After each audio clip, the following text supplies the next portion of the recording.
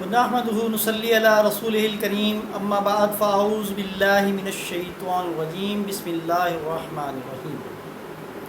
شروع کرتا ہوں اللہ تبارک و تعالیٰ کے نام سے جو نہایت رحمان و رحیم ہے، اور اس کے بعد لاکھوں کروڑوں درود و سلام آپ صلی اللہ علیہ وآلہ وسلم کی ذات مبارکہ پر اور تمام اہل بیت پر لاکھوں کروڑوں درود و سلام پیش کرتا ہوں، اور تمام صحابہ کرام رضوان اللہ اجمعین پر لاکھوں کروڑوں درود و سلام پیش کرتا ہوں۔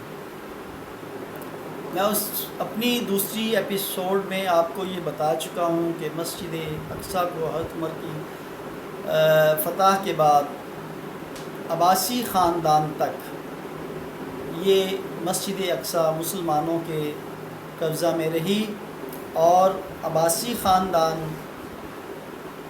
کے اندرونی اختلافات کی وجہ سے اس پر دوبارہ رومیوں نے قبضہ کر لیا۔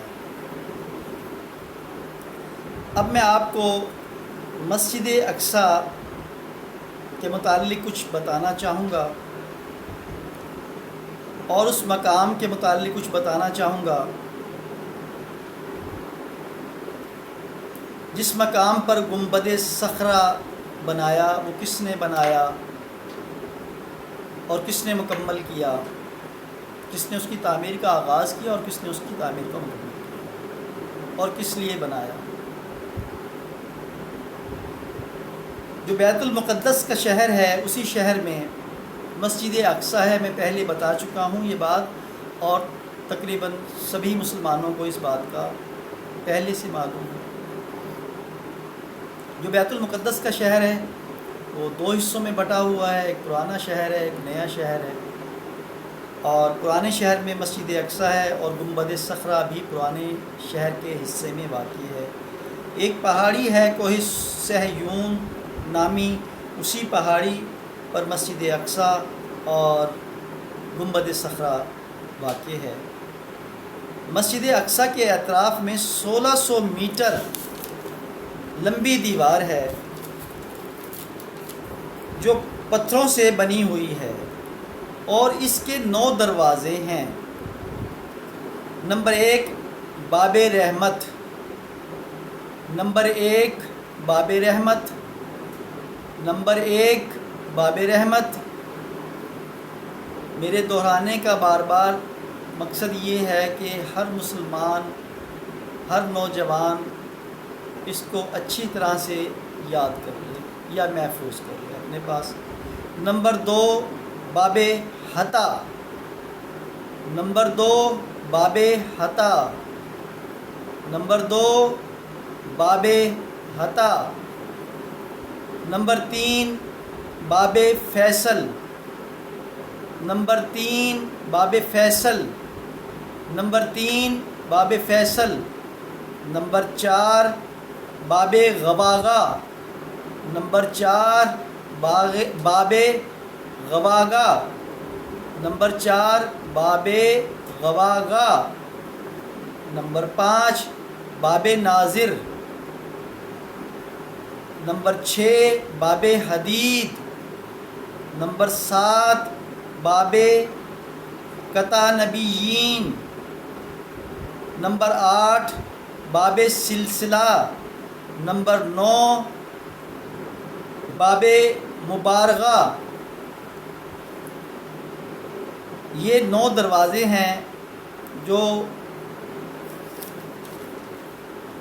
مسجد اقصیٰ کے اطراف میں ہیں۔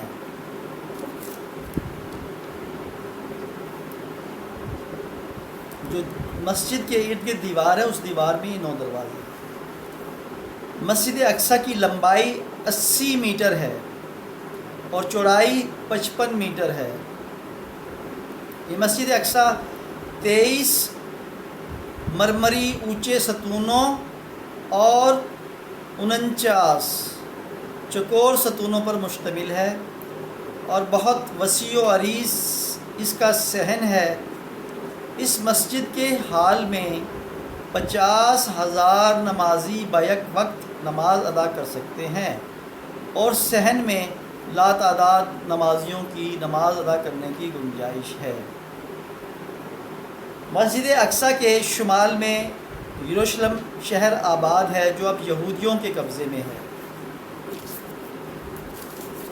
حضرت عمر فاروق رضی اللہ تعالیٰ عنہ کے بعد اموی حکمرانوں کا دور تھا، تو اموی خلیفہ عبد الملک بن مروان نے 72 ہجری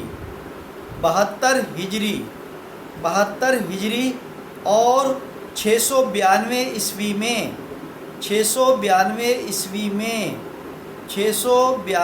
عیسوی میں اس مسجد کی تعمیر شروع کی، اور پھر ان کے بیٹے ولید بن عبد الملک کے دور حکومت میں 7 سالوں میں جو انہوں نے ٹیکس اکٹھا کیا اس کی آمدن اس پر خرچ کی اور اس مسجد کی تعمیر مکمل کی۔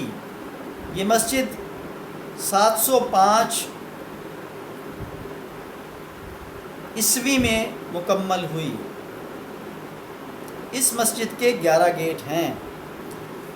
یہ مسجد مختلف ادوار میں 5 مرتبہ تعمیر ہوئی، جو اب تعمیر ہے، موجودہ تعمیر جو اس وقت ہے وہ 1035 عیسوی کی ہے، 1035 عیسوی کی ہے جو اس وقت کی موجودہ تعمیر ہے۔ عباسی حکمرانوں کی آپس کے اختلاف کی وجہ سے میں پہلے بیان کر چکا ہوں، عیسائیوں نے بیت المقدس پر دوبارہ قبضہ کر لیا اور 492 ہجری 1099 عیسوی میں حملہ کیا، اور پھر ایک مسلمانوں سے اس شہر کو قبضہ کر لیا۔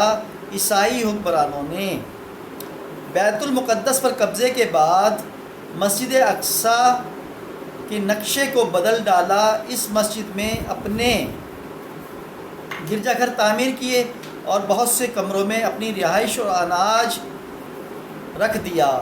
پھر 1099 سے لے کر 1187 تک 87 سال عیسائیوں کا قبضہ رہا۔ 87 سال گزرنے کے بعد حضرت صلاح الدین ایوبی رحمۃ اللہ علیہ نے اسے عیسائیوں سے آزاد کرایا۔ پھر شہر بیت المقدس اور یہ مسجد اقصیٰ 761 برس مسلمانوں کی سلطنت عثمانیہ کے زیر کنٹرول رہی۔ سبحان اللہ۔ پھر 1917 میں دوسری جنگ عظیم کے بعد عیسائیوں نے سلطنت عثمانیہ کا خاتمہ کیا، اور پھر دوبارہ 1917 میں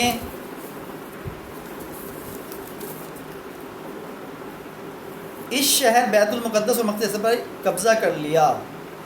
سلطنت عثمانیہ کے خاتمے کے بعد عیسائیوں کے قبضے کرنے کے بعد عیسائیوں نے پوری دنیا کے یہودیوں کو بیت المقدس اور اس کے ارد گرد آباد کرنا شروع کر دیا، اور 1947 میں اقوام متحدہ نے یہودیوں اور عیسائیوں کے ساتھ سازش کی، کیونکہ جو اقوام متحدہ ہے وہ یہودیوں اور عیسائیوں کی ہی ہے، نام کی اقوام متحدہ ہے، اور فلسطین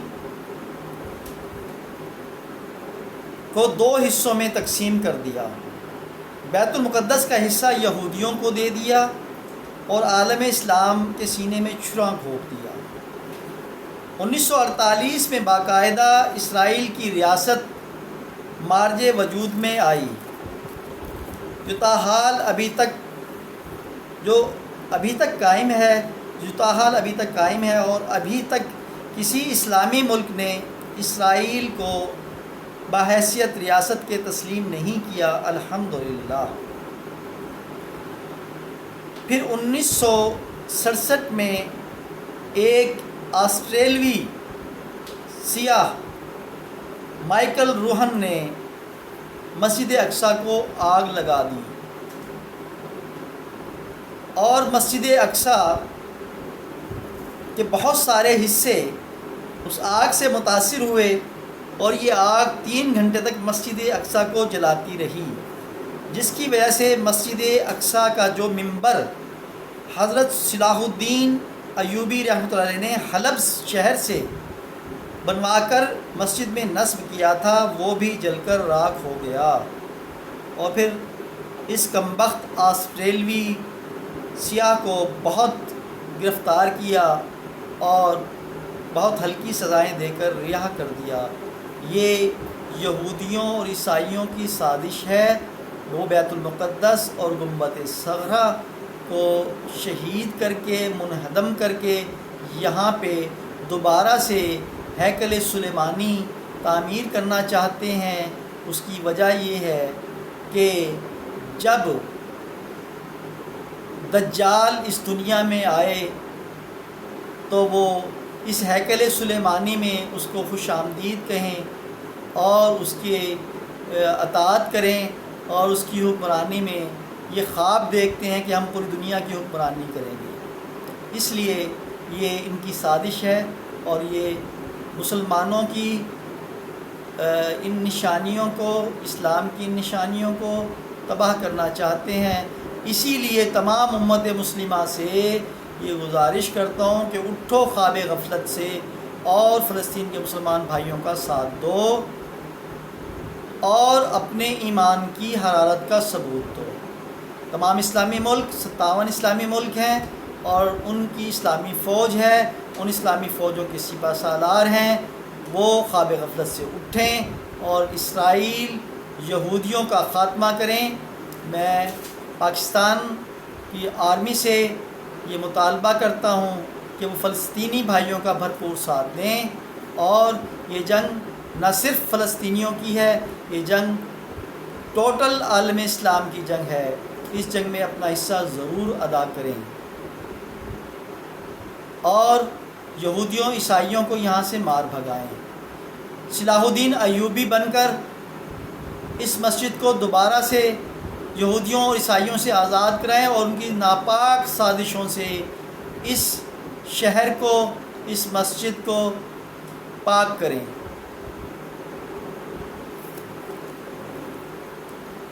اور میں اپنے تمام سننے والوں، دیکھنے والوں سے یہ گزارش کرتا ہوں پھر سے کہ میرے چینل کو سبسکرائب کریں اور لائک کریں، اپنے ویوز، اپنے خیالات کا اظہار کریں، اور اگر مجھ سے کوئی غلطی ہوئی ہو تو میری اصلاح فرمائیں۔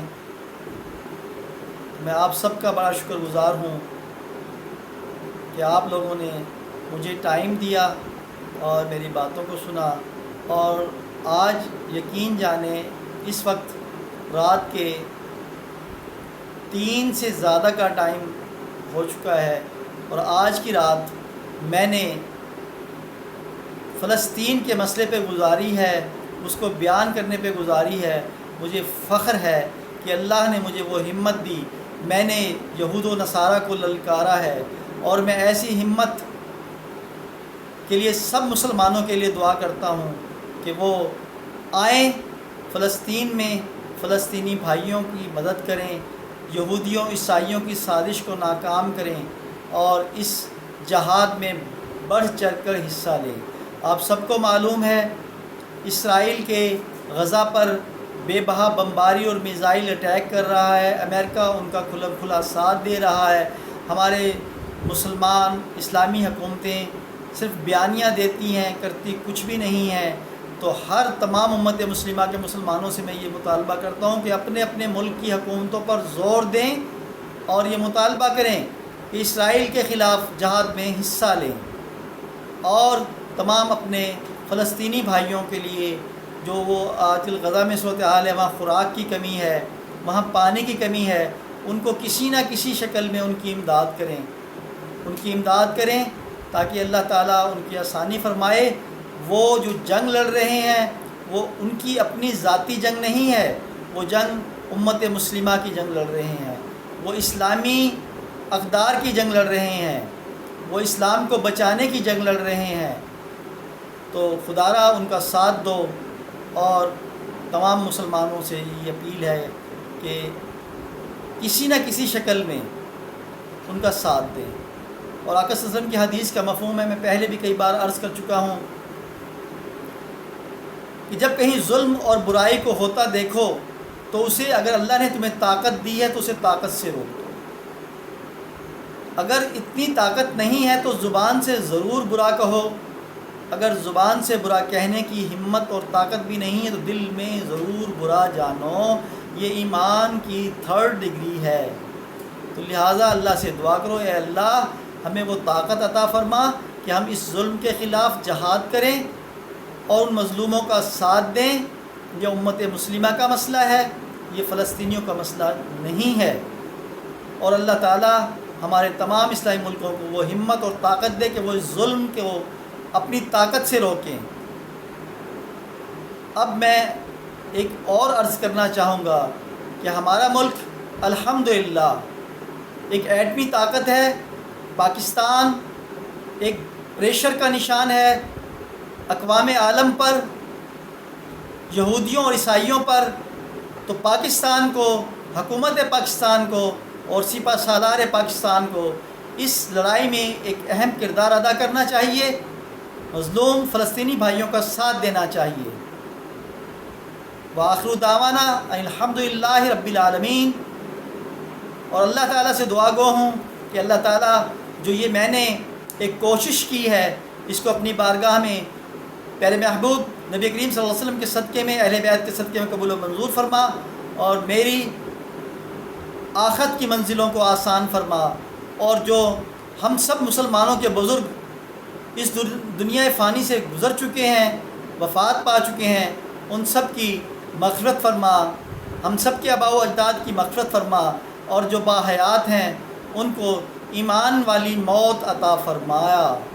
اے اللہ ہم میں ہمت اور طاقت عطا فرما کہ ہم اس 3rd ڈگری ایمان سے محفوظ رہیں۔ اے اللہ ہم سب کی خیر فرما، اے اللہ میرے ملک پاکستان کی خیر فرما، یا اللہ میرے ملک کو دن دگنی رات چوگنی ترقی عطا فرما۔ اے اللہ میرے ملک میں جو کرپشن کا دورہ ہے، یہاں جہاں بھی دیکھیں کرپشن ہے، یہاں کی تمام بیوروکریسی کرپٹ ہے، یہاں کے تمام عدلیہ کرپٹ ہے، یہاں کے تمام ادارے کرپٹ ہیں۔ اے اللہ اس سیاہ دور میں ہمیں کوئی اچھا رہنما، اچھا لیڈر عطا فرما۔ میں اپنی قوم، پاکستانی قوم سے گزارش کرتا ہوں کہ آنے والے الیکشنوں میں اچھے با ایمان لوگوں کو، جو ایمان والے لوگ ہوں، جو اسلام کو سمجھتے ہوں، جو قرآن کو پڑھتے ہوں، جو اللہ کا خوف رکھتے ہوں، جو پاکستان کی فلاح کرنا جانتے ہوں، جو امت مسلمہ کے لیے لڑنا جانتے ہوں، ان کو ووٹ دیں اور ایسی اسلامی حکومت کو قائم کریں کہ جو پاکستان کا ایک نام ہے اسلامی جمہوریہ پاکستان، وہ سچ ثابت ہو۔ تو خدارا خیال کیجئے، آنے والے الیکشن میں صالح اور ایماندار لوگوں کو منتخب کیجئے تاکہ امت مسلمہ کے لیے بھی پاکستان باعث رحمت ثابت ہو، کیونکہ یہ ملک کلمے کی بنیاد پہ بنا ہے، اور میں اللہ سے بہت پر امید ہوں کہ اسی ملک کے لوگوں نے فلسطین کے میں ایک اہم کردار ادا کرنا ہے انشاءاللہ، اور فلسطین کی آزادی میں ایک اہم رول ادا کرنا ہے۔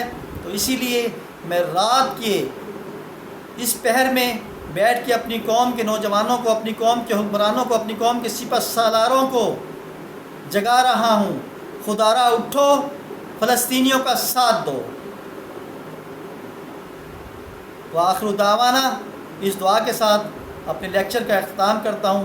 وآخر دعوانا الحمدللہ رب العالمین، صلی اللہ علیہ وآلہ وسلم، صلی اللہ علیہ وآلہ وسلم۔ پاکستان زندہ باد، پاکستان تابندہ باد، عالم اسلام زندہ باد، امت مسلمہ زندہ باد۔